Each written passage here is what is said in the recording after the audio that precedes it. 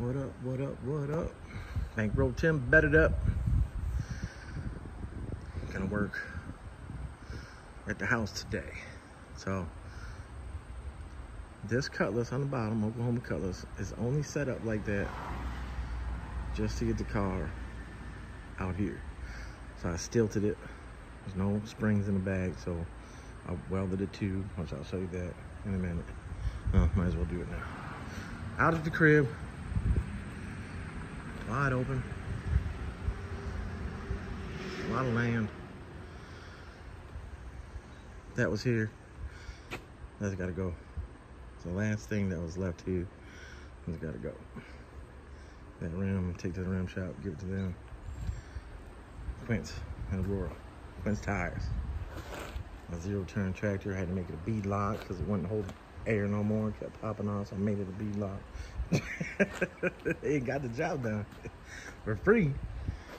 All right, so I got a lot going on. I got to still clean all this up. Just got the brakes yesterday for the tan cutlass. Everything else is in the trunk. I got the 2-inch narrowed axles in the trunk just for the 7.5, which is fine. 26 fine, whatever. They just want the look for right now. 24s, Amani. It'd be a basic lip, 5-inch lip, but it'd be set up for a 7-inch lip. Do the quarter real frame notch in the back. Clean it all up underneath, which underneath this car is really solid, like super solid. Someone's gonna be like, "Ah, what's that?" Well, that, my friend, is just a little. See that? That's smooth. Oh, that'd be cleaned up. I didn't think it was undercoated before, but I guess it does have some undercoat on it. That doesn't. But anyways, that's very light service rust. I'll have all that stuff cleaned up. Of course, painted. The frame tails on this car, the one I showed, somebody filled them with spray foam. So they're, you know, I'll go through, cut this out, do my notch first, but I'll plate the bottom. And I'll check the mounts, make sure they're still secure. I got a truck. Cut the trunk open to, that mount is still attached. We'll figure it all out, but you can see the tail is gone. That's the only bad spot on the car, both back tails. And this is the one I was showing with the upper control arm bolt being in. Every time I put the car in gear to move it, that's a V8 car, but every time you put the car in gear to move it, clunk, clunk, clunk. Well, there you go. They put a washer on the other side, and on the back side of this, but not on this side. Whatever. Look at that killer ass exhaust system. Look at that. Cat back. Ooh. But all right, yeah, I got a lot of cleaning to do, organizing. I gotta still, there was a lot of shit that was left here, so I've been slowly organizing. There was a shelf up against that wall that got taken down. But I got some of my tools mixed in with some shit that was left here. I'm gonna start going through it all. Last night I used this electric impact. I had to search for an extension on 3/4 to get these back 2 wheels off of here, obviously, because it's too close to that. I'll push this thing out, get this side over here cleaned up to where I'll push the white car, this one, over here.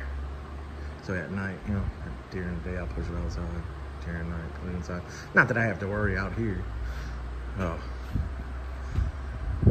Plenty of lights out here, plenty of other things that can take care of anybody if they want to play games, so it's all good. But yeah, this was some tools that were left here. I dug through to get the extension and stuff for that, electric impact to get the wheels off. That light was here.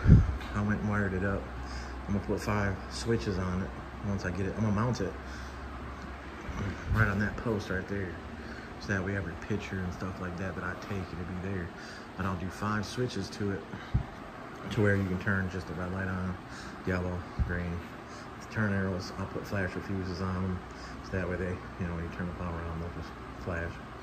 So that way I can have whatever light on or all the lights on, you know. Put that red light up. Don't get caught at the red light. Oh yeah, so that bench obviously was here, and most of that shit up there, all that shit up there. I still got to go through them boards in the corner. I don't know what the hell that is. Some type of game or some type of schedule. I don't know. I gotta get that out of there. Little fridge works. Got my press here. Got the rest of the stuff in the house garage. This rack right here, I don't think I'm gonna keep. I don't really need the rack. I don't like to stuff shit and clutter shit because then you just end up packing shit. This building's 900 square feet basically. It's 28 foot wide and it's 32 feet deep. Yeah.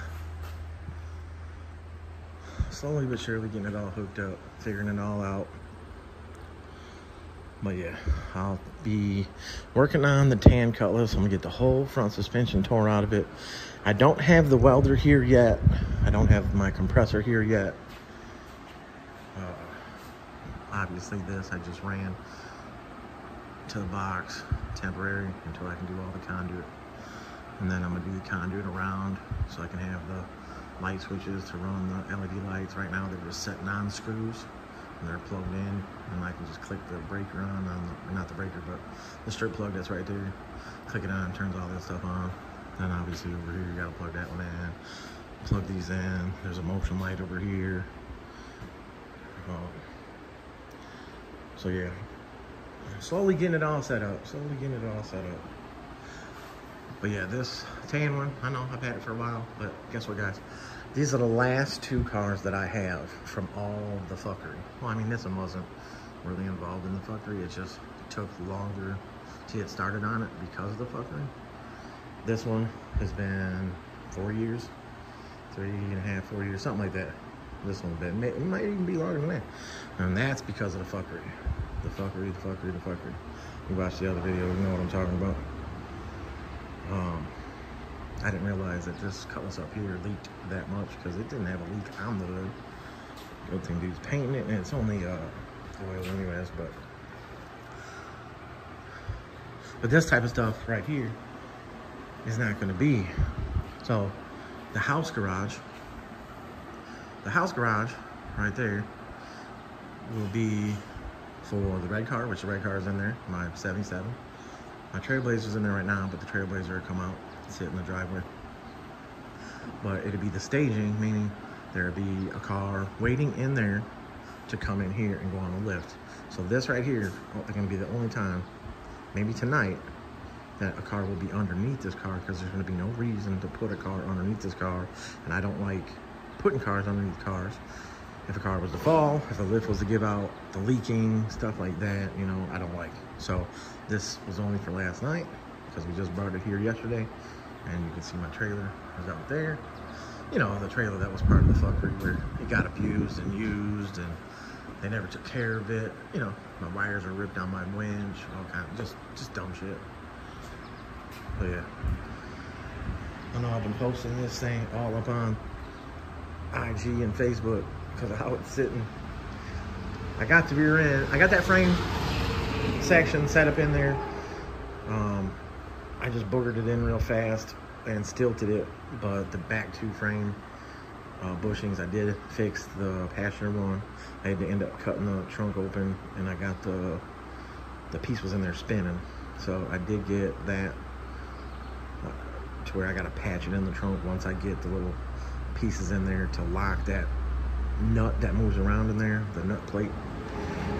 But so I still got some things at the shop that I gotta get over here, welder and stuff like that. But here, check this out.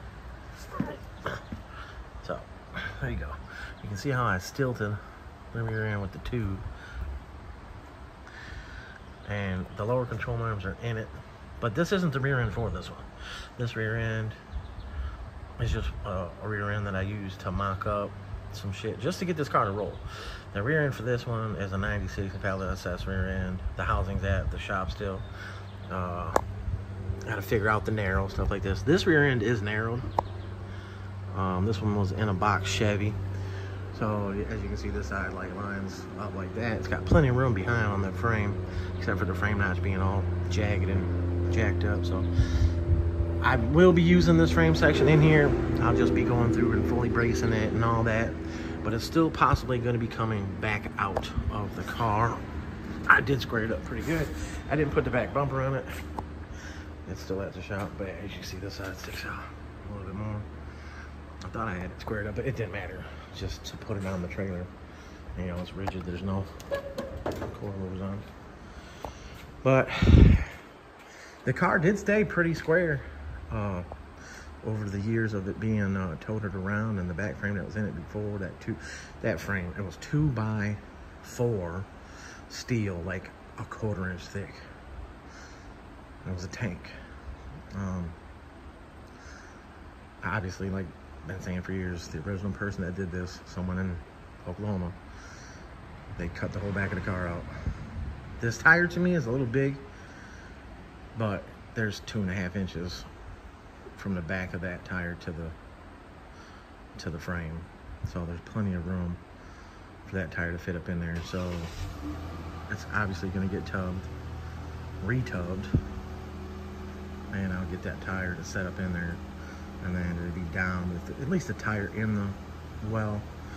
You might see just a little bit of the rim, or a little bit of the tire, because that is a big tire. It's a 305/30/26, so that's a big tire. You know, it's way bigger than the front tire. So realistically, we should drop it down to a 295/25/26 tire. So I'll talk to the owner, Donzel. He's been waiting, he's been patient, he's been good. But yeah, now that it's here, I'm gonna set it over there, and I'll be able to put it up on the lift, do some stuff to it here and there. But my main goal is I gotta keep the money going right now, so I gotta get this one done. I got another cutlass coming this weekend. I'm gonna knock that one out real fast. Like I said, now with being here, I can just walk out in the morning, like now, and work, get as much done as I can possibly get done in a day. So no more dead time, windshield time, gas, you know, driving back and forth to the shop, back and forth from the house, back and forth, this and that. I mean, yeah, I'll still have to do some part store runs and stuff like that, maybe for some paint, spray cans, shit like that, or start mixing it and spraying it out of a gun. There's a gun here for some paint on that table over there. But there's a Napa right around the corner. We've already been there. Had to get a belt for the mower, the dry belt that goes from the motor to the motor deck. Kept burning the belts up, couldn't figure out why. I think one was too tight, one was dry rotted, and then the last one we found, I made it a little looser, and it works. It cuts all this. Zero turn Dixon, I think it's a 99 or 90 or 2000 something. That works pretty good. Zero turn, yeah. A lot of grass and cut, and it cuts it. Don't look too bad. We were riding stuff through the grass stuff. But anyways, so this car is way closer to being done. Like I said, I got to replace the tubs. But this one up here, I'm gonna get this whole front end tore out of it and clean up in here. There's a lot of good stuff that was left. I don't know about this. This one, liquid nail or something. Oh, this one's a silicone. Oh, there's some other stuff in here. What do we got here? Oh, look, rubber grommets. That's pretty cool. A bunch of flashlights. These trays are nice, so that's why we kept these. So I can, you know, set up how I'm gonna set it up. Screws, obviously, I'm gonna be using a lot of those. The building, pole barn, whatever type of building this is, you know, it's just got the metal. So I'm gonna start with this wall and start framing it so I can start insulating it. So this door is 14 foot. So I'll just do some like 12 foot 2x4s and start framing it up. Probably just do 16 on center, maybe 22 on center, however it goes.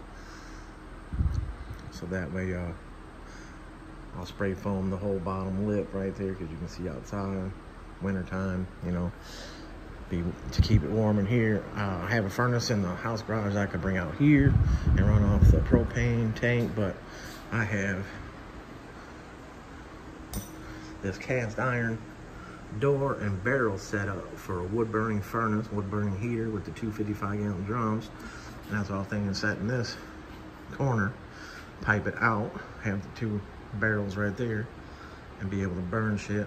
I can have some rotors in there to radiate heat, drill a couple holes in it, put some tubes through it, put a box fan behind it, and be able to blow. And going on an angle right here, that way, be able to keep everything warm. Obviously it has the ceiling fan, which actually helps out a lot right now. You know, you feel the air moving. The other shop didn't have a ceiling fan. This cart was here. These wrenches were here. Like I said, all this stuff was here, that was there. These are my good wrenches. These are my Matco wrenches and my snap-on. These are all Matco, but that's just my standard. And a couple of the big metric ones are in here somewhere. Maybe I didn't get those. Oh no, they're there.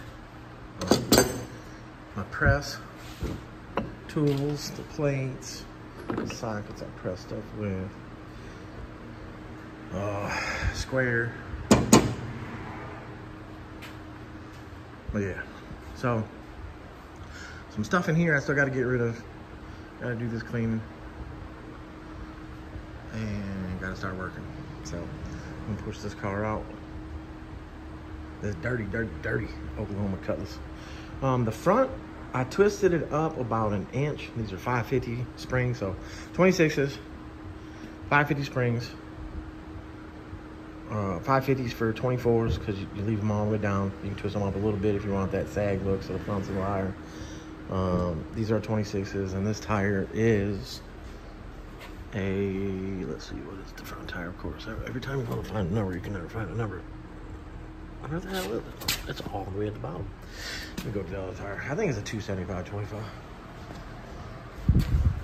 Lionheart, which is a good tire. All right, we're gonna play this game. Oh, yeah, 255/30/26. So, like I was saying, how big that look? You know, that looks like a rubber band. And that back there looks like, jeez. But so 26s. I did cut the front fenders, put the pieces in the car, so dude can mold the lip back on there when he does the body work. They gotta fix the back of the car where he would cut the shit out of it.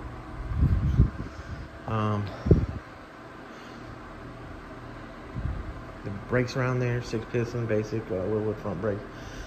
I still gotta put tie rods, center link, idler. So I gotta grab that stuff, put it on there. It's got the old stuff on it now.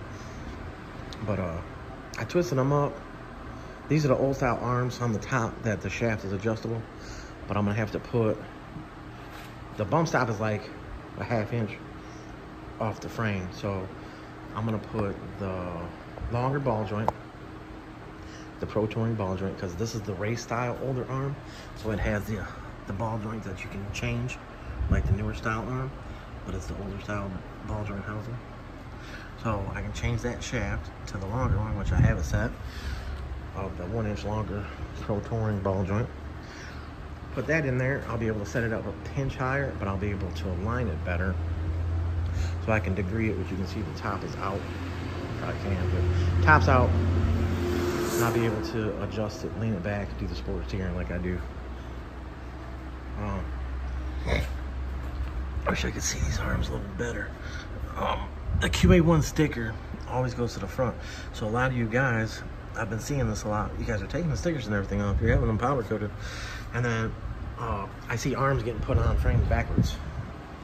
So when you put the arm on backwards, left and right, right and left, you move the ball joint position back more, which it helps in some cases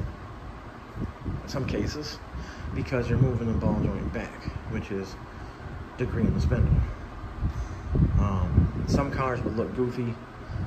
A Cutlass, it would help there on the fender, but then you'll be into the back stuff because you are moving the whole wheel back. But with the sport steering, when it turns, it leans, so it should help. But with box Chevys and stuff like that, and your 28s, you know, the tan box Chevy on the 28s. I degreed them spindles back real far, and when the wheel would turn, the front of the wheel would actually touch the frame of the car, because when it would turn, it would lean. Sport steering. What I'm saying is, sometimes being degreed too much, you know, even with frame notches in the back, it'd end up hitting the front of the frame. And if you got a stock with sway bar, stock sway bar, or a stock with QA1 sway bar, and you don't have the big rim one, you're gonna rub the sway bar sooner. A lot of my cars that I've done and degreed the spindles and all that stuff, I've ended up with the tire rubbing the sway bar, and everybody knows that for years. They only just started making, you know, QA1 only just started making the big rim one that bolts on. It's got the brackets that move it in, and the curve moves in, so that way it stays onto the frame instead of outside of the frame. But yeah, all right, well, quick little fucking video for you guys. Get a nice little burn pile over there. A shed back there, I'll tear down. I know there's been people, you know, about my address and all this and that. I don't care customer-wise, stuff like that, but there's these marks out there that, you know, have no business being out here in the sticks, and they want to come out here and take pictures at gas stations and stuff, and, you know, make fake accounts on Facebook and being like talking shit and this and that, and talking about I was gonna move out to that town and this and that, but I heard there was some white trash out there and this and that. I mean, the things that these kids, you know, my brother's kid, Lane, just Lane, and my brother, whatever, lazy as hell, this and that, but it's the kid. He just keeps running his mouth and stirring shit up and, you know, hating and being jealous, you know. Anyways, all right, y'all, I'm gonna get to cleaning this shit up. There was some, uh-oh, this Ford parking sign's gotta go in the scrap. Look, this is an old ass plate, Illinois plate. What's it say? 85, y'all. 1985. But yeah, this this is heavy as hell. Oh yeah, here's that 8 HPLV or whatever the hell. It needs to be cleaned out. It might have some other shit in there. But I'll clean it out. I'm gonna use this to start painting underneath the cars. Oh look. Put this on. Do some shooting. Try to use this. And I put this bit on here. Cut the windshield out of that. I was trying to save the windshield out of that other cutlass, and I couldn't find the old bits like we used to use for cutting that windshield, so I took that bit and ground it and everything. And I was getting all up underneath that glass, and it was cutting it out, cutting the rubber, everything, and also the windshield cracked, but that car was twisted real bad, so I think that's why it cracked. So then I gave up, obviously, and punched it. But that car's long gone now. Now people are like, oh, you cut up that car? Why you cut up that car? Is it stolen? No, just because somebody says cut up a car doesn't mean it's stolen. The car was wrecked. The car was junk. I ended up getting what was left of the car to be able to put that whole back piece in this car. And then the frame was just a kind of added bonus, even though I got to do so much more work to it. But this car came with no back frame in it, except for that made up shit. But yeah, so there you go.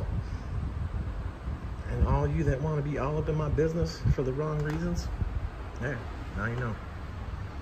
Yeah, now you know. Yeah. All right, y'all. Bankrol Tim bedded up. Let me get cracking on this, cleaning and organizing. But I appreciate y'all. Appreciate y'all. And I'm about to get it. About to get it. Got that up. And of course, Trick Chassis. Booyah. Best in the business. All the arms, everything. Yes. For all the chassis stuff. Front, yes. QA1 uppers and lowers. Boom. He has his, what you can use on G-bodies. You just got to get the extra brace on there if you're using it for street stuff. Because, you know, some people say they broke theirs or bent theirs. And, you know, if you slam them down with a big rim on there, I don't see how that makes a difference on the rim. But anyways, who knows what happened. But yeah, I'm gonna use his arms on a G-body. But yeah. All right, y'all. 25 minutes of your life you're not gonna get back if you decide to watch it all. But I'm moving all this. I'm getting shit done. Wrap it up. There goes Tim. I'm out. KMK.